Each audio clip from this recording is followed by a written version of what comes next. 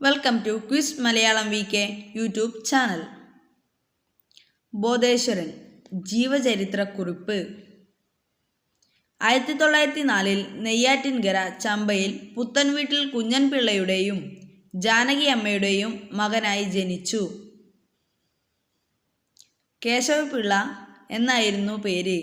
ചെറുപ്പത്തിൽ ദേശാടനത്തിനിറങ്ങിത്തിരിച്ച അദ്ദേഹം കാശിയിൽ വച്ച് സന്യാസ ജീവിതം ആരംഭിച്ചതോടെയാണ് ബോധേശ്വരൻ എന്ന നാമം സ്വീകരിച്ചത്. സ്വാതന്ത്ര്യസമര സേനാനി, വാഗ്മി, കവി, രാഷ്ട്രീയ സാമുദായിക പ്രവർത്തകൻ, സാമൂഹിക നവോത്ഥാന പ്രവർത്തകൻ എന്നീ നിലകളിൽ ആദരിക്കപ്പെടുന്നു. പിൽക്കാലത്ത് ആത്മീയ ജീവിതം ഉപേക്ഷിച്ച് സ്വാതന്ത്ര്യ സമരത്തിലും സാമൂഹിക നവോത്ഥാന പ്രസ്ഥാനങ്ങളിലും സജീവ പങ്കാളിയായി. ആര്യസമാജം, ബ്രഹ്മസമാജം, രാമകൃഷ്ണ മിഷൻ തുടങ്ങിയ പ്രസ്ഥാനങ്ങളിൽ നിന്ന് ആവേശം ഉൾക്കൊണ്ടാണ് പൊതുരംഗത്തേക്ക് വന്നത്. തിരുവനന്തപുരത്ത് നിന്ന് പുറപ്പെട്ട വൈക്കം സത്യാഗ്രഹ ജാഥയുടെ സൂത്രധാരനായിരുന്നു അദ്ദേഹം. തിരുവിതാംകൂറിലെ അയിത്തോച്ചാടന കമ്മിറ്റി കാര്യദർശിയായി പ്രവർത്തിച്ചിട്ടുണ്ട്.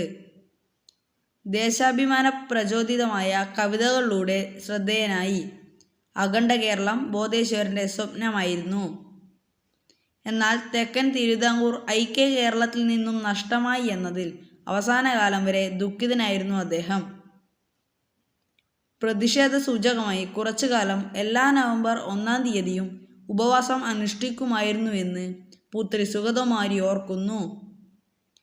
ജയ ജയ കോമള കേരള ധരണി, ജയ ജയ മാമക പൂജിത ജനനി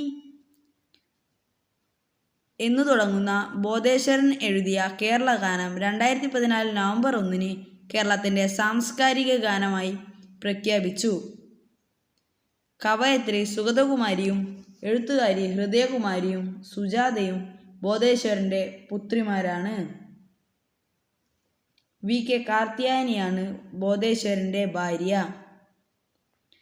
ആദർശാരാമം, മതപ്രബന്ധങ്ങൾ, ഹൃദയാങ്കുരം, രക്തരേഖകൾ, സ്വതന്ത്ര കേരളം എന്നിവ ബോധേശ്വരൻ്റെ പ്രധാന കൃതികളാണ്.